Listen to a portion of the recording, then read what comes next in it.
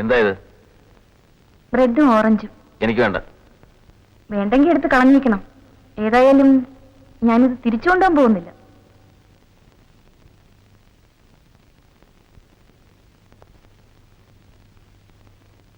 ഞാൻ ഈ നാട് വിടാൻ തീരുമാനിച്ചു.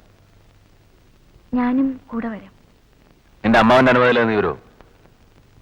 എന്റെ അമ്മാവൻ ചേട്ടന്റെ ആരാണ്? അയാൾ എന്റെ ആരുമല്ല.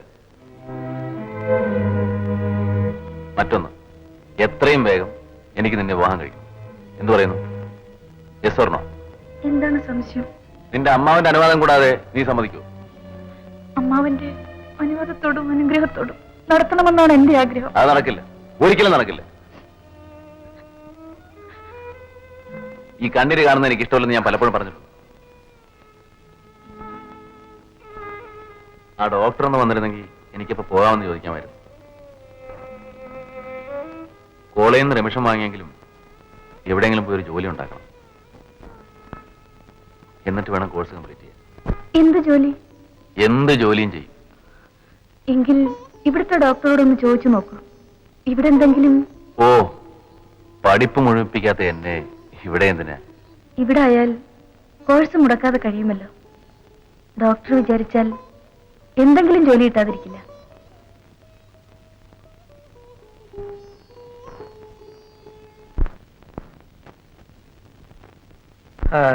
എങ്ങനെയുണ്ട്? All right. എനിക്കെപ്പോ പോവാ? അത് ഞാൻ പറയാം. എനിക്ക് ഡോക്ടറോട് രഹസ്യമായിട്ടൊരു കാര്യം സംസാരിക്കാനുണ്ട്. Now? whenever you are free.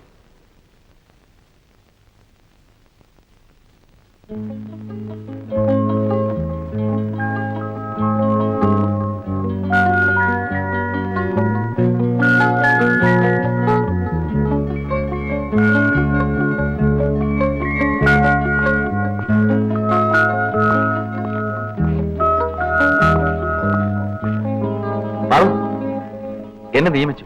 നേരോ? Course കഴിയുന്നവരെ മാനേജ്മെന്റ് സ്കെയിലിൽ ചെറിയ ജോലി, ജീവിക്കാനും പഠിക്കാനും മാന്യമായ ശമ്പളം. ആ ഡോക്ടർ എന്ത് നല്ല മനുഷ്യനാണ്. ജോലി കിട്ടുകയല്ലേ, നിന്നെ ഒന്ന് ചികിത്സിക്കട്ടെ വെച്ചേ. ഞാൻ അടുത്ത് പഠിക്കാം.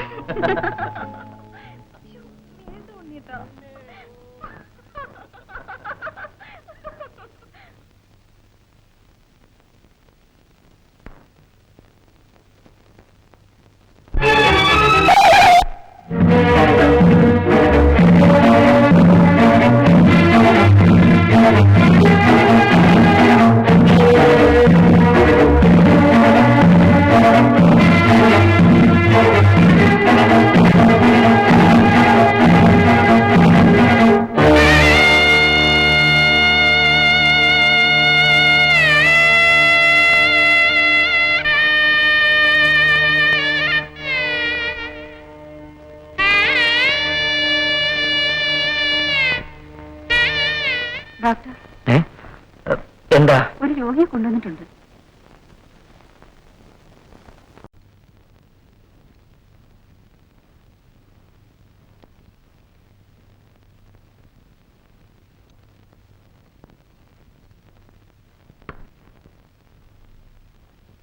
ഞാൻ പോയി വിളിക്കൂ അവനെ. ഇങ്ങനെയുണ്ടോ ഒരു കാര്യം? അവൻ സ്വന്തം നിലയിൽ ജോലി ചെയ്ത് രൂപ ഉണ്ടാക്കി പഠിക്കുന്നു, പഴയ കൂട്ടുകെട്ടുകളും വിട്ടു. എന്നാലും വിളിക്കില്ലെന്ന് വെച്ചാ അവൻ വല്ലത് ആഹാരം കഴിക്കുന്നുണ്ടോ ഇല്ലയോ ആർക്കറിയാം. എന്താ എന്താ എഴുന്നേറ്റത്? വിശപ്പില്ല. തൂക്കിയെടുത്ത് കഴിഞ്ഞ കണക്കിലാണ് ആഹാരം. അത് മുടങ്ങിയാലും ചേടാ മിണ്ടാനും വയ്യെന്ന് വെച്ചാൽ എങ്ങനെയാ? അല്ല ഞാനിപ്പോ വല്ലതും പറഞ്ഞു? ആകെ ഒന്നേ ഉള്ളൂ. അല്ല അവനും വിചാരിക്കണമല്ലോ അച്ഛനല്ലേ പറഞ്ഞത് അങ്ങ് ക്ഷമിക്കാമെന്ന്. അതും പറയണമല്ലോ. അവൻ എവിടെയാ മോളെ താമസിക്കുന്നത്? ഇപ്പോ ഹോസ്പിറ്റലിലെ ഒരു മുറിയിലാണ്. ഒരു വീടെടുക്കണമെന്ന് പറയുന്നത് കേട്ടു.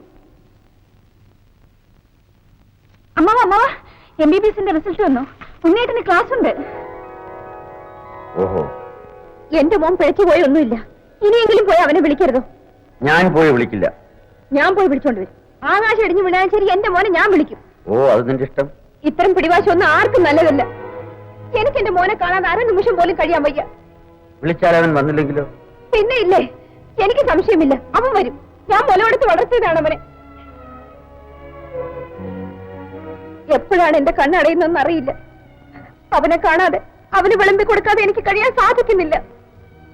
ആര് തടഞ്ഞാലും ശരി, ഞാൻ പോവും. ഞാൻ തന്നെ വിളിച്ചോണ്ട് വരും. അവന്റെ അച്ഛനോട് അവനെ കൊണ്ട് എന്നെ മാപ്പ് പറയിക്കും. നിനക്ക് നല്ല മനസ്സുണ്ടെങ്കിൽ എന്റെ കൂടെ അവിടെ വരെ വരണം.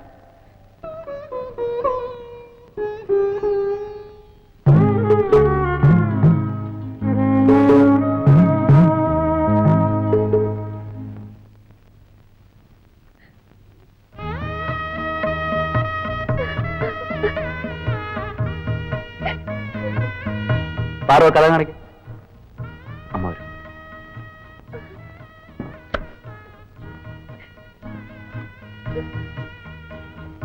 അമ്മ എന്തിനാണ് കരയുന്നത്? എനിക്കിവിടെ സുഖമാണ്. അതെ, നിനക്കിവിടെ സുഖമാണ്. അച്ഛനും അമ്മയില്ലാത്ത സുഖം. നിങ്ങൾ രണ്ടുപേരും കൂടി ചേർന്നാൽ ഞങ്ങൾ കൊല്ലും. എന്നിട്ട് അച്ഛൻ അവിടെയും മോൻ ഇവിടെ സുഖമായിട്ട് ജീവിക്കണം. അമ്മ വിഷമിക്കരുത്. അമ്മയ്ക്കിപ്പോ എന്താണ് വേണ്ടത്? എനിക്കിത്ര വിഷം തരണം. അത് മാത്രം പറ്റില്ല. മറ്റെന്തും തരാം. എന്നാ നീ ഇപ്പൊ എന്റെ കൂടെ വരണം. അതും പറ്റില്ല. എന്നാ ഞാൻ ഇവിടുന്ന് പോവില്ല.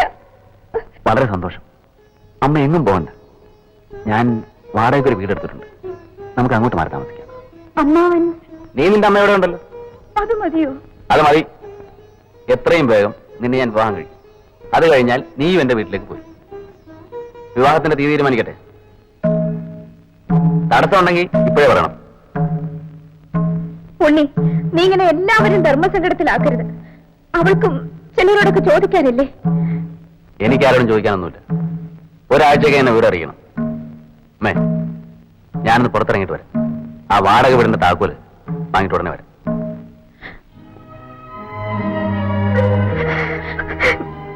മോളെ, മോളില്ലോണ്ട് വിഷമിക്കണ്ട. എല്ലാം ശരിയാ. അമ്മായി, ഞാൻ കുറച്ചു ദിവസം ഉണ്ണിയുടെ കൂടെ താമസിക്കാം. എങ്കിലും എല്ലാ കാര്യങ്ങളും ശരിയാവും. മോള് അമ്മാവനെ പറഞ്ഞ് സമാധാനിപ്പിക്കണം. കൃത്യസമയത്ത് ആഹാരവും മരുന്നൊക്കെ കൊടുക്കണം.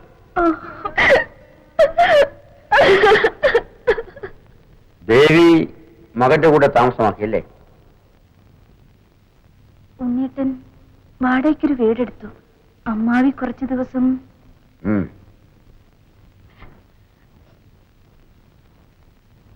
ശ്രീദേവി, ആരെയും കണ്ടില്ലല്ലോ എന്ന് വിഷമിച്ചിരിക്കുകയായിരുന്നു ഞാൻ. മോളെ, അമ്മാവന് വിശേഷിച്ചൊന്നുമില്ലല്ലോ? ഇല്ല. എന്നോട് ദേഷ്യമായിരിക്കും. ഏയ്, ദേവിയോട് ഒരു ദേഷ്യമില്ല. എന്റെ കാര്യം വല്ലതും പറയാറുണ്ടോ? ഉണ്ട്. ഞാനങ്ങോട്ട് വന്നാലോ? പോകാം. ഉണ്ണി അറിഞ്ഞ പിന്നെ ഇങ്ങോട്ട് കേറ്റൂല. എന്നെ ഒരു കാലനും കൊണ്ടുപോകുന്നില്ല. ദേവി എന്തിനാ ഇങ്ങനെ വിഷമിക്കുന്നത്? എനിക്ക് അദ്ദേഹത്തെ കാണാതിരിക്കാൻ വയ്യ. സുഖമില്ലാത്ത മനുഷ്യനല്ലേ. ഞാൻ അങ്ങോട്ട് വരിക. മോനും മടിശലിയൊക്കെ പിന്നീട് ഉണ്ടായതല്ലേ. അമ്മാവിക്ക് അങ്ങോട്ട് വരരുതോ? അതെങ്ങനെയാ? അവൻ ഇവിടെ ഒറ്റയ്ക്കല്ലേ ഉള്ളൂ. അവന്റെ കാര്യം നോക്കാൻ ഇവിടെ ആരെങ്കിലും ഉണ്ടോ? വരുന്നുണ്ട് പിഴയാളി. മനുഷ്യനെ തീ തീറ്റിക്കാണിവൻ. ആ, പാറു അപ്പച്ചിയപ്പോ വന്നു. വന്നതേ ഉള്ളൂ മോനെ. ഞാൻ അപ്പച്ചി ഒന്ന് കാണാനിരിക്കുമായിരുന്നു. എത്രയും വേഗം പാറുവിന് എനിക്ക് കല്യാണം കഴിച്ചു തരണം. ചേട്ടനോട് പറയാം. അതൊന്നും എനിക്കറിയേണ്ട ആവശ്യമില്ല. എനിക്ക് സ്ത്രീധനം വേണ്ട, സ്വർണം വേണ്ട. വിവാഹത്തിലെ മുഴുവൻ ഞാൻ ഉണ്ടായിക്കോളും. പാറു, നിനക്ക് നിന്റെ അമ്മാവനോ ഞാനോ ആരാണ് വലുതെന്ന് നീ തന്നെ തീരുമാനിക്കും.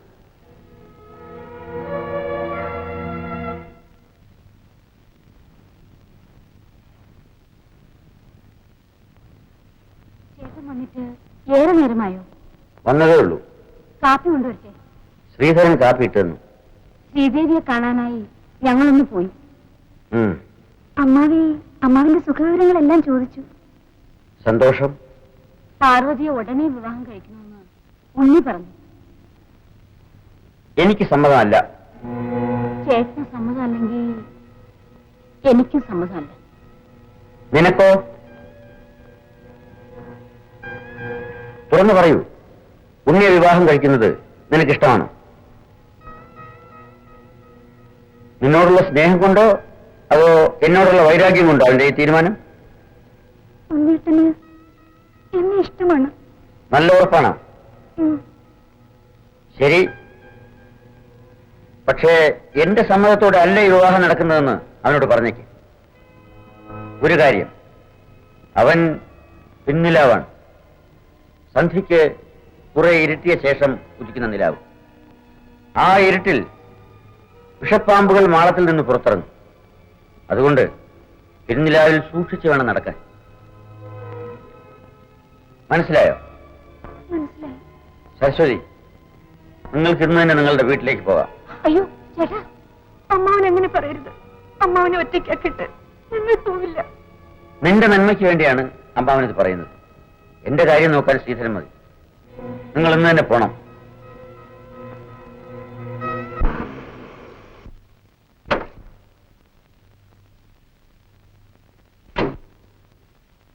സാറു, നിന്നെ അപ്പച്ചി നിന്റെ അമ്മാവൻ ഇറക്കി വിട്ടതാണ്?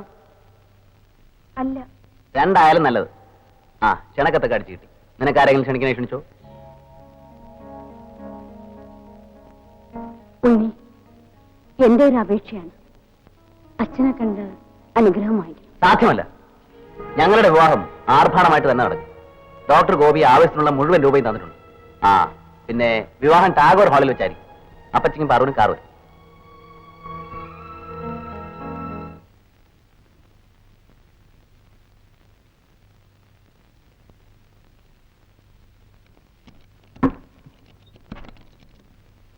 പാർവതിയാണ്. ലൈറ്റ് ഇട്ടോളൂ.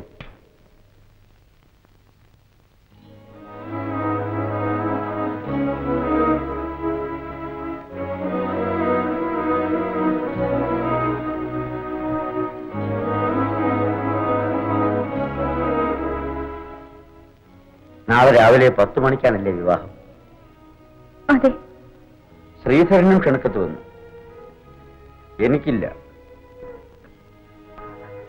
ആ കത്തിഞ്ഞെടുക്കും.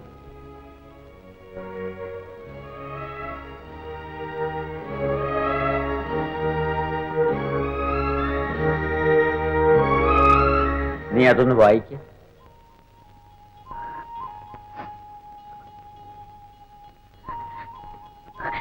ഞാനും ശ്രീവിലാസത്ത് പരേതനായ രാഘവമേനന്റെയും സരസ്വതി അമ്മയുടെയും മകൾ പാർവതിയും തമ്മിലുള്ള വിവാഹം മാർച്ച് 27-ാം തീയതി രാവിലെ 10 മണിക്ക് ടാഗോർ ഹാളിൽ വെച്ച് നടക്കുകയാണ്.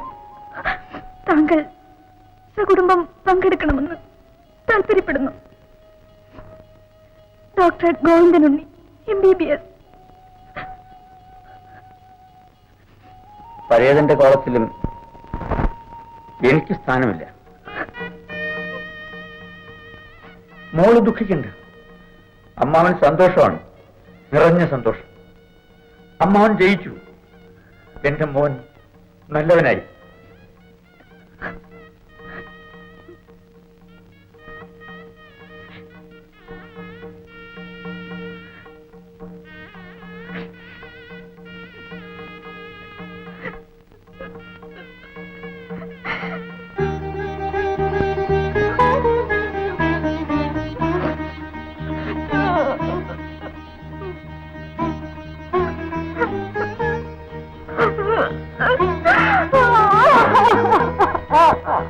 എഴുന്നേൽക്കും മോളെ.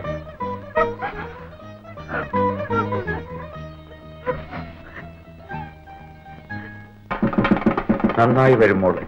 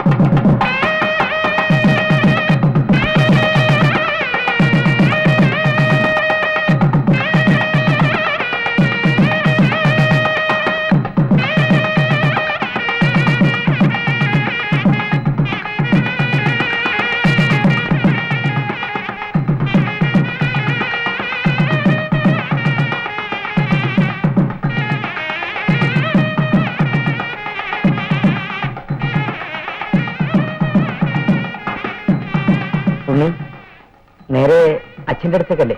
അല്ല. പ്ലീസ്, നിങ്ങൾ രണ്ടുപേരും അച്ഛനെ ചെന്ന് കാണും. ഇല്ല ഡോക്ടർ, എന്നെ നിർബന്ധിക്കരുത്. അച്ഛൻ, എനിക്ക് അച്ഛനില്ല. ഉണ്ട്, ഉണ്ണിക്ക് അച്ഛനുണ്ട്. അച്ഛനേ ഉള്ളൂ. ഉണ്ണിയെ അദ്ദേഹം അറിഞ്ഞ് ചികിത്സിച്ചു. പക്ഷേ ഉണ്ണി അദ്ദേഹത്തെ തീരെ അറിഞ്ഞില്ല. ഉണ്ണിക്ക് അറിയണോ, ഉണ്ണിക്ക് ഞാൻ ജോലി തന്നതും എല്ലാ സൗകര്യങ്ങൾ ചെയ്തു തന്നതും അച്ഛന്റെ നിർബന്ധം കൊണ്ടാണ്. വിവാഹ ചെലവുകൾക്ക് ഞാൻ തന്ന പണം അദ്ദേഹം എന്നെ ഏൽപ്പിച്ചതാണ്.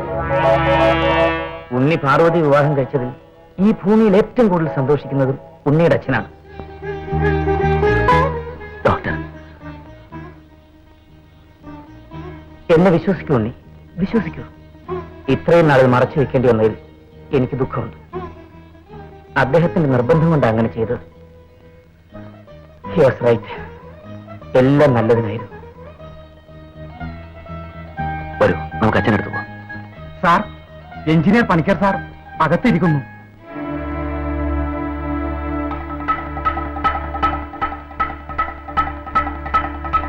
അമ്മാവ,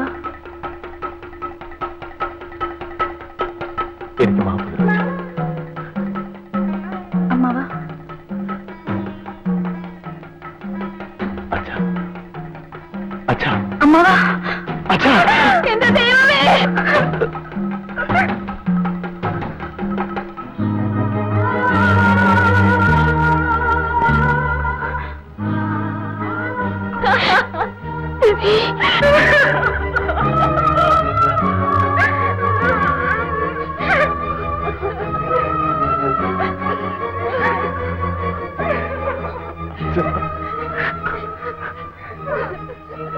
ഞാൻ എന്റെ അച്ഛനെ കൊന്നു.